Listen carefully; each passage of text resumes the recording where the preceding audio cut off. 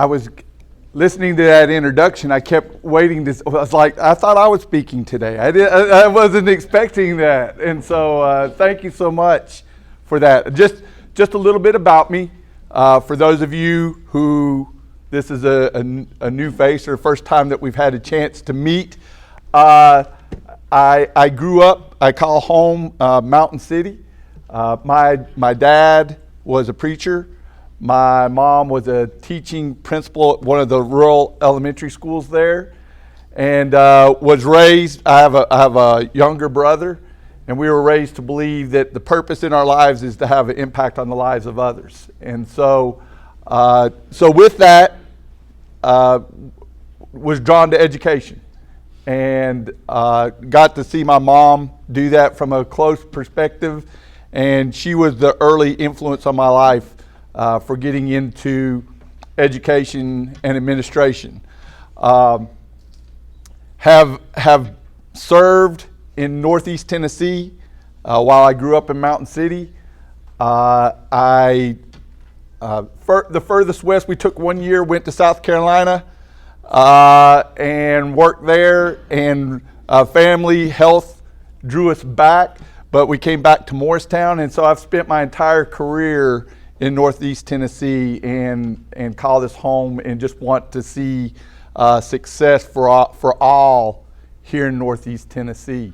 I also give you some of that background to say what an honor it is for me to serve as the superintendent for Kingsport City Schools. When you grow up in Mountain City, you have to either leave the county or leave the state to buy a pair of jeans, okay? And growing up, Kingsport, when you would leave Mountain City to come to Kingsport, you were coming to the city. I was guaranteed to visit Kingsport twice a year. Is that I was a member of the A&W birthday club. And so every year for my birthday, we would come down to the A&W on Stone Drive, and I would get right there beside the Arby's with the big hat and all that. That's no longer there, but some of you will all recall that. I was part of the A&W birthday club and got to come for my birthday, and we were always at the Fort Henry Mall for shopping for Christmas. And so those were the two times I knew I was for sure always going to be in Kingsport. In that, and so have a lot of fond memories. So when the opportunity came, well, I also want to say this from a perspective standpoint. So having a mother that was a teaching principal, I would ask my mom, I said, so why do you do what you do? Because I want to brag on her a little bit, is while she was in rural Johnson County and all that, she was pretty good at what she did. You know, just the lengths that she would go to for students. I always admired my mom for the lengths that she would go to for students. And so I asked her one time, I said, so why do you do what you do? Or how do you choose the things that you focus on in that? And she said, well, because that's what they do in Kingsport.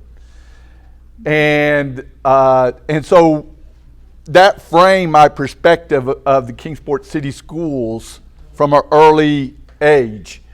And the reason she said that is that city school systems, the way, if you're in Johnson County and you're going to be spending money on schools or classrooms, they don't have any extra resources that if they step into the batter's box and they're going to spend money, they have to be guaranteed that they're going to make contact every time, because they don't have a high degree of opportunity to waste, okay? And so when you're in a city school system, the extra resources that you have allow you to be innovative, try things. Some things work, some things don't. But Kingsport early on for surrounding school districts was looked at as the R&D for education in what works.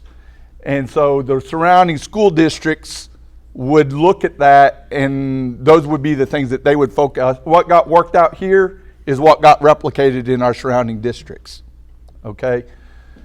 So for me, that was the lens that I came into this position and still feel today is the incredible honor and responsibility it is to not only lead the 8,000 students and 1,200 employees here at Kingsport City Schools, but to understand that the things that we do here in Kingsport matter to our region.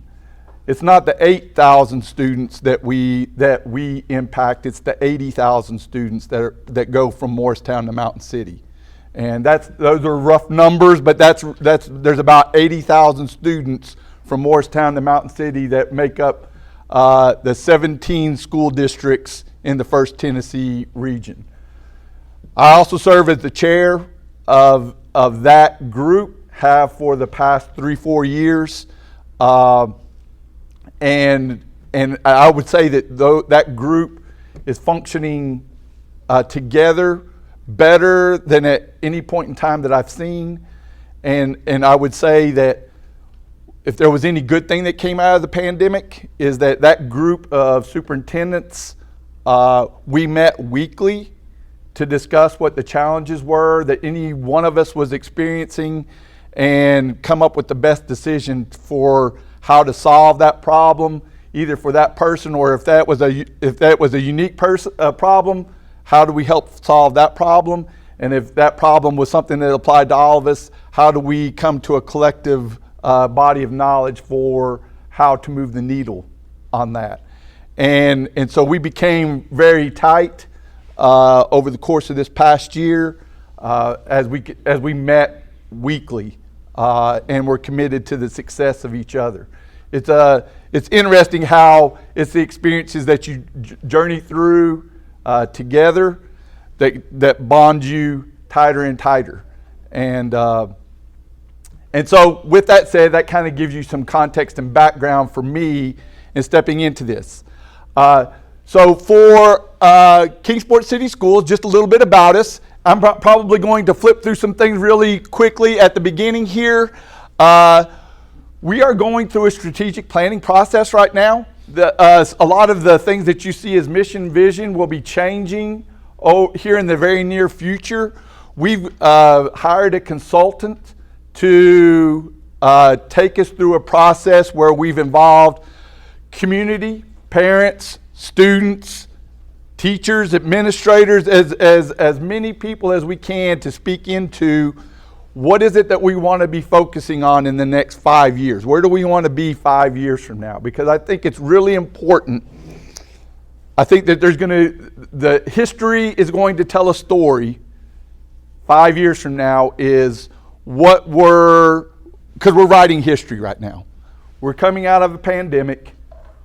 There's going to be some people that do really well coming out of the pandemic, others that are going to struggle. What are going to be the characteristics of those two groups?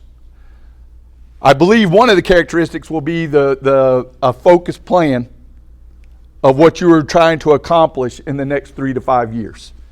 So right now we're going through this strategic planning process to target where it is that we want to be in 5 years and to get there.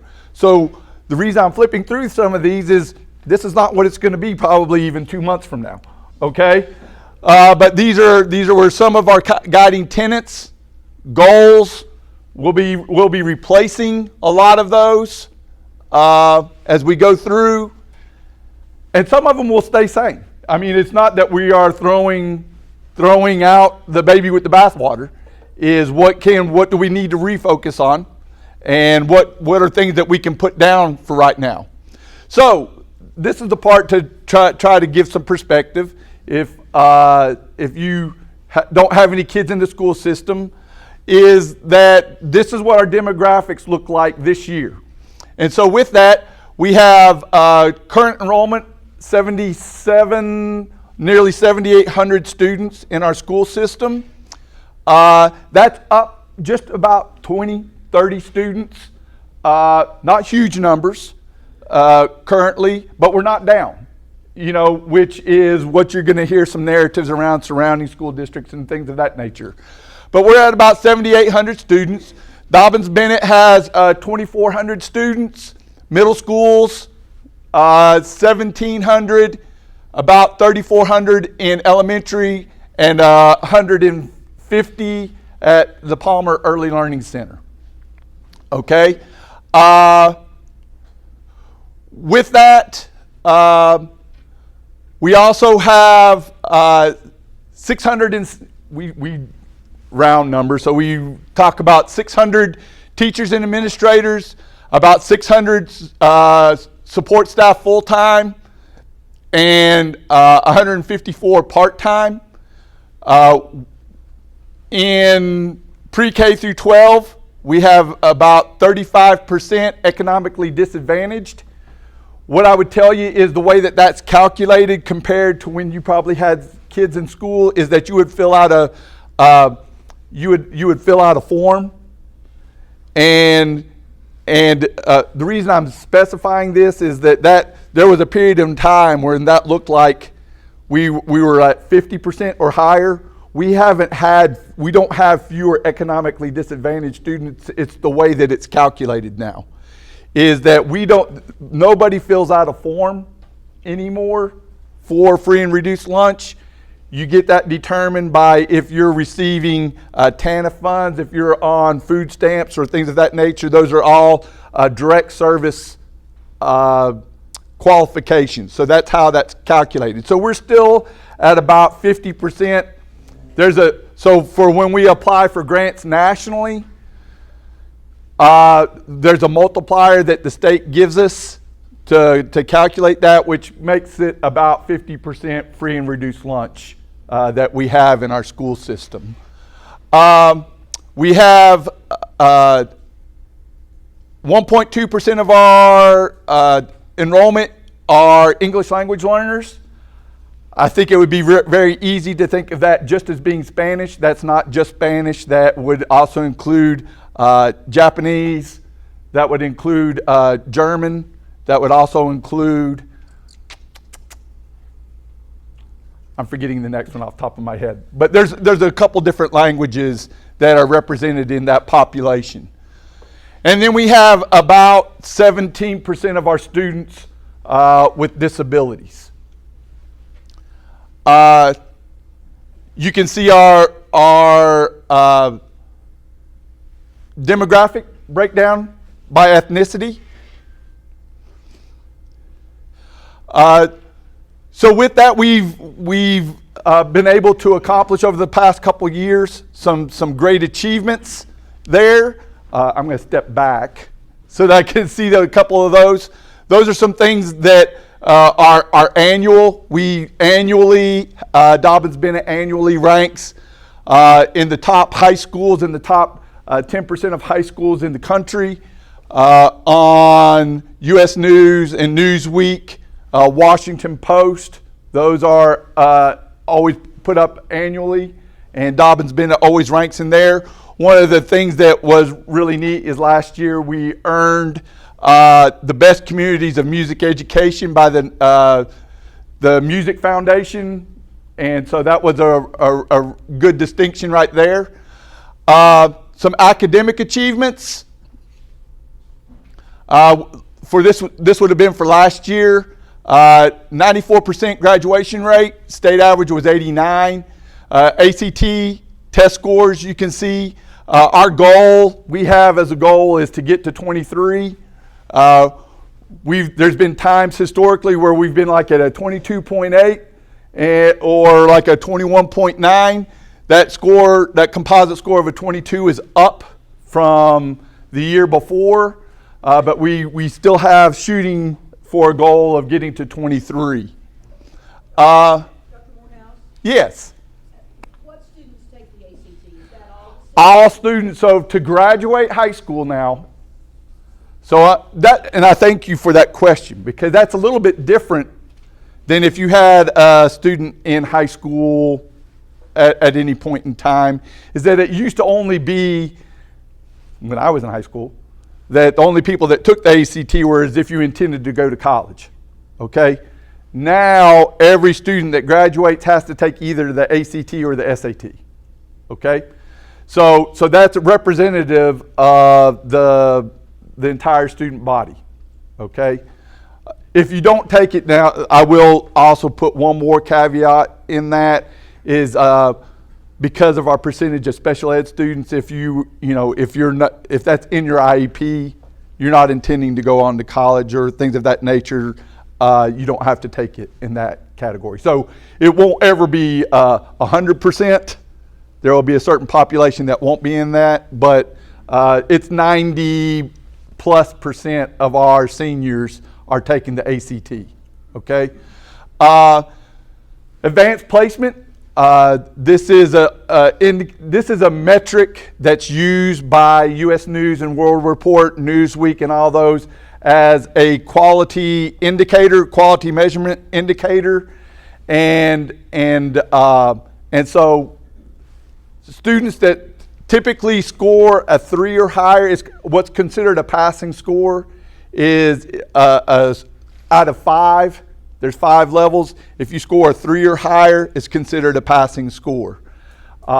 It really depends on the school that you go to if they're going to award you any credit or not. Some will award credit at 3, some will at 4, and some will only do it at 5. And then there's some schools that just, you have to have an AP score to be able to get in, but they're not going to give you any credit to be able to get in. And so, but with that said, if you think last year in the pandemic, we dropped off just a little bit in the number of students enrolled in AP courses, but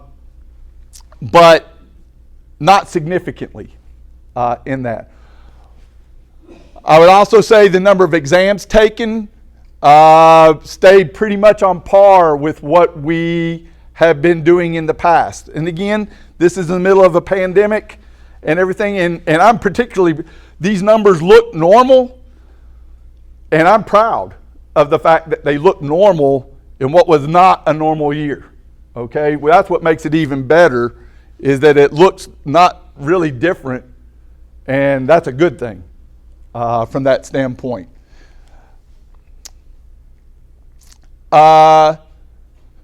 So this past year, Kingsport City Schools achieved the top composite score of a level 5 in value added.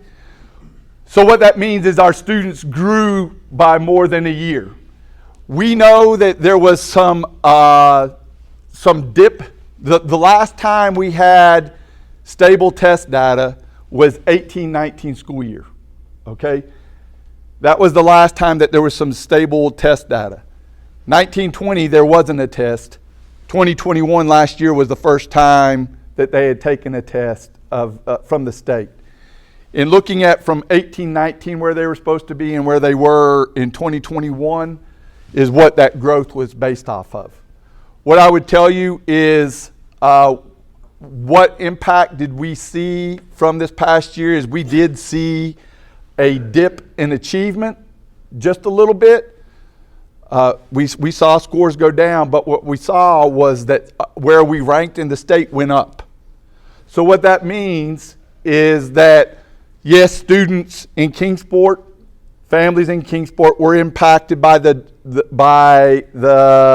pandemic, but not as much as other students across the state. For us to be able to achieve level 5 in growth and to see our rankings go up within the state is a real testament to our teachers, our bus drivers, our custodians, the people that did everything that they could for us to be able to keep our doors open throughout the course of this past year. We had 12 AP Capstone Diplomas. That's a new program within the school system. Those students, if you were to see students that participate in the AP research and the AP, there's 2 parts to it that they have to take. But it would be like looking at a research project that's done at a graduate level, and it's really impressive. So we had first time we've had graduates out of that, and so we had 12 graduates out of the AP Capstone program. We had 173 AP scholars. while you mentioned that I was recognized for Superintendent of the Year, something else that I'm really proud of is that not only Dr. Hampton was recognized as Principal of the Year for our region, and Miss Vicki Johnston was recognized as Supervisor of the Year for our region. And I think that that's the first time in recent history that anybody can think of that all three of those came from one district, okay? Which really talks about how everybody else in our area viewed what we did here in Kingsport this past year. And so I'm personally, that's not something that I carry as a personal badge of honor as we think about that. Washington Elementary earned STEM designation. And so right now we have 2 recognized STEM schools in Kingsport. One is DB Excel. Second one now is Washington Elementary. We have other schools that are going through the process of being STEM certified. What that basically means is that they are going through a process of building project-based learning within the school, where students take the lessons that they've learned and they apply them to real-world problems. And so you have an external evaluator come in to look at the level of rigor of the projects and how well those are implemented across a school. And then if you go through that and they say that that's done at a high quality, you earn the STEM designation. All of our schools are on that journey at different points of time. It's not necessarily the point to earn the STEM designation, but what we do want to do is build project-based learning within our schools and have somebody from the outside come in to be able to gauge the level of quality that's taken place.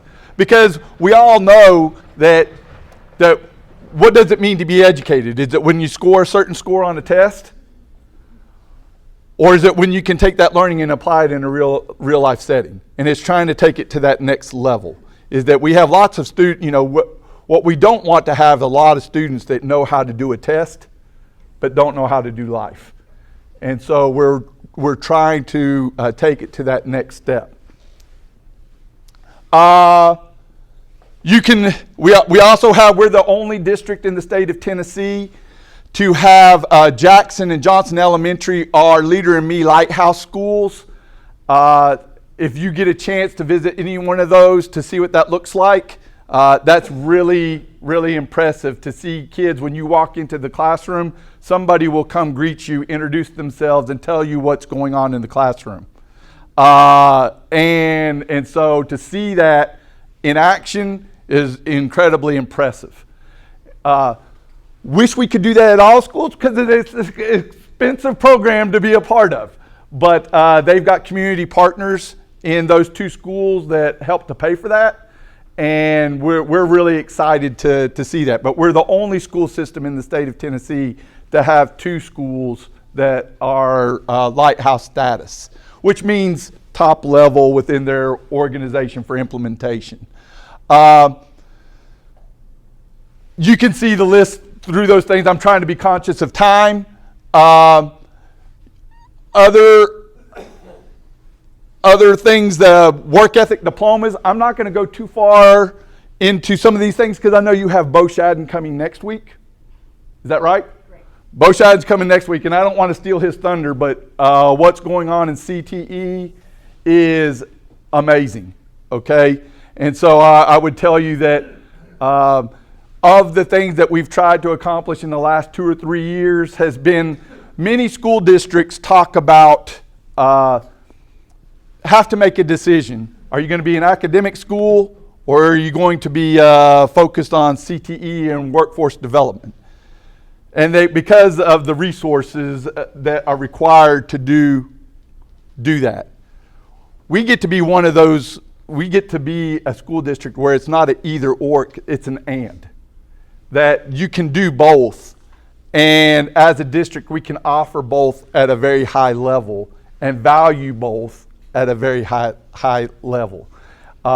It's really exciting to see the work that's going on in that area. And and have some partnerships that we're going to be announcing here very soon about some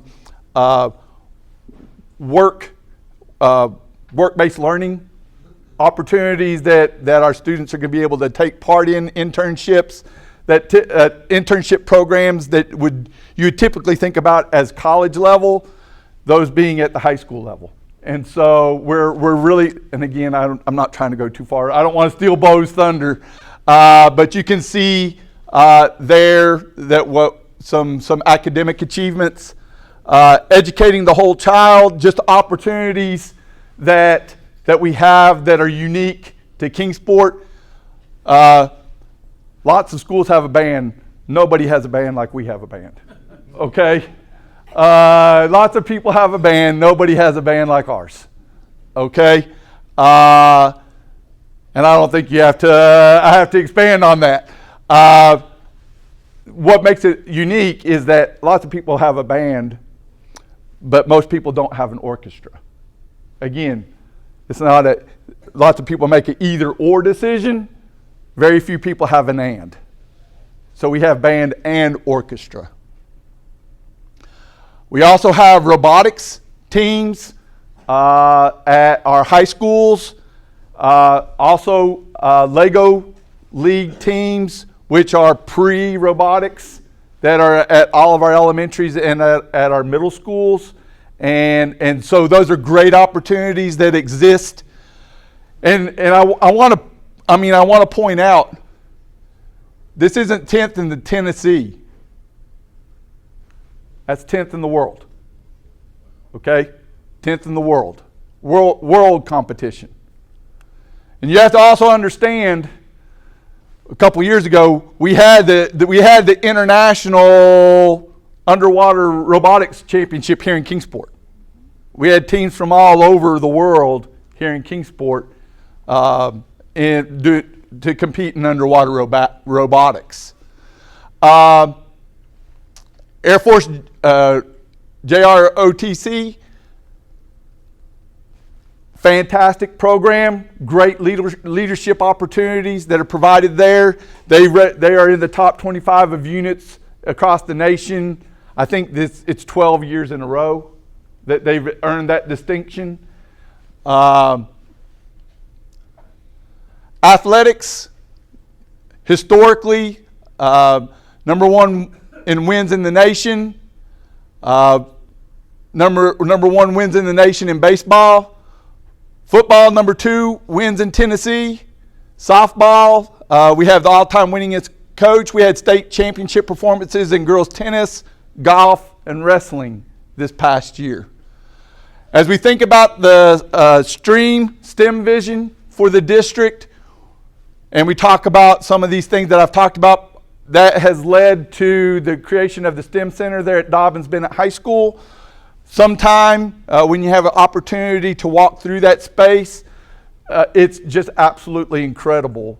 The opportunities from oceanography to synthetic biology that are taking place. Understand, you'll hear about a BioBuilder curriculum that we were introduced to through Eastman, and they provided the opportunity for our science teachers to work with professors at MIT, and then MIT came down to work with our professors.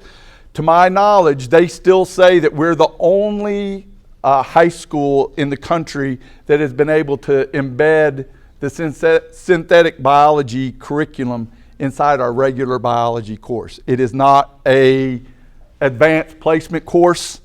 We've been able to build that into our regular biology that every student in Kingsport City School participates in. And so that's something that is a real point of pride for us, that we've been able to do that. And to that point, there's people that come to visit us now to want to know, so how are you doing this in your regular biology curriculum?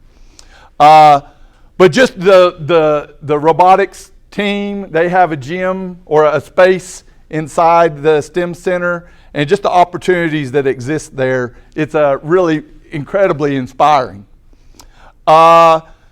Getting to this, because I know that this will probably be a question on we acquired Sullivan North July 1. We're now through working through the programming of space there. In that programming of space, we're now through to the phase where we're trying to get that to estimators about what it's going to cost to get that done. The goal is to have that, we anticipate putting that out to bid here in January and hope to be breaking ground and working that in March, working through all next year so that we can have that open in the fall of 23 as the new Sevier Middle School. Now, what you need to understand is that it's not going to be everybody that's at Sevier Middle School will all of a sudden just go to that school. There will be a redistricting and rezoning that takes place with that as well. Something that's really exciting, and again, Bo will probably talk about it next week, but in that, because that's a middle school space, there's a wing on that building that was devoted to career technical education as a high school. And so in that, it's created a unique opportunity for us as a district to try to think about how do we use this space to do the greatest good. And in that, we've created a partnership with TCAT Elizabethton. TCAT Elizabethton is going to be moving into that CTE space at Sullivan North. We thought in September, they couldn't get the approvals done in time, but in January, they'll be opening up their TCAT site here in Kingsport, and I'll let Bo talk about the programs that are going to go on in there. But what the goal is now that we have a TCAT site here in Kingsport, we're also having conversations with the State Board of Education, Tennessee Department of Education about curriculum programming. It would be our goal that in about 10 program areas that students could graduate Dobbins-Bennett High School with both their high school degree and their TCAT degree, and have that fully paid for, that they could enter straight into the workforce. And so that's something that we're really excited to be able to get going in the course of this year. Sevier Middle School will then transition. We'll have a year of transition and renovation to turn that into Kennedy Elementary School. And then at that point, we'll have to make plans on what are the plans for Kennedy Elementary. Kennedy Elementary just celebrated its 100th anniversary this past year. Okay, so it's 100 years old. You'll hear us talk about Portrait of a Graduate, where this is part of our strategic plan, is how do we be very intentional about developing these particular characteristics within our graduates. These are things that our community has said that they value, that they would like to see every KCS student to demonstrate. That, again, when is it that you're fully educated? Score on a test, apply the knowledge, or demonstrate the competencies. And we feel like it's all. And so trying to be very intentional about accomplishing it all. Right here, you can follow us. We are very robust on communications, trying to get the message out about the things that we have going on in our school system. Please follow us. Facebook, Instagram, Twitter. Heck, I think we even launched a TikTok thing in the last month. And so we try to communicate in all the different fashions that our community is going. I will say that there's, of the challenges, I'd say that we're trying to look at, I jotted these down before coming up. Things that we have on the horizon that we're really focusing on right now is middle college, that I talked to you about, this technical middle college with TCAT. Expansion of pre-K. Really believe that it's important for our community that we expand pre-K opportunities in Kingsport. One, as a workforce development, that mothers can get back into the workforce and that we can provide those opportunities for students. There's a difference between pre-K and childcare, and we have about 100 students that are sitting on, that are income eligible for pre-K right now today that we don't have spots for. And so those will be 100 kids that will start in kindergarten next year not ready to learn, okay? And so trying to find a way to close that gap. That's something that I'm pretty passionate about. The other thing that I would tell you that is on our radar, and we're working closely with, Chris McCart and I are working very closely together, and I'm sure we're keeping both of our boards informed on, is it's a great challenge, but it's a challenge, is that the growth that we have projected to have here in the next 12 to 18 months, if all of that comes in as projected, is do we have capacity in our schools to handle the new students that would come with that? And so we're really looking at doing facility studies on that. Where's the growth happening? Do we have capacity? Feel pretty confident that we have that at middle and high, but not sure that we have that full capacity in our elementary schools. So trying to get out ahead of that. Typically you have time to plan 3 to 5 years out like that, but the way this is coming in, this is faster than normal. And so those are some of the things that are on our radar that we're planning for in the next year to 18 months. Again, thank you for the support that you give to Kingsport City Schools. It's an honor for me to serve as your superintendent of schools. And as always, roll Tribe.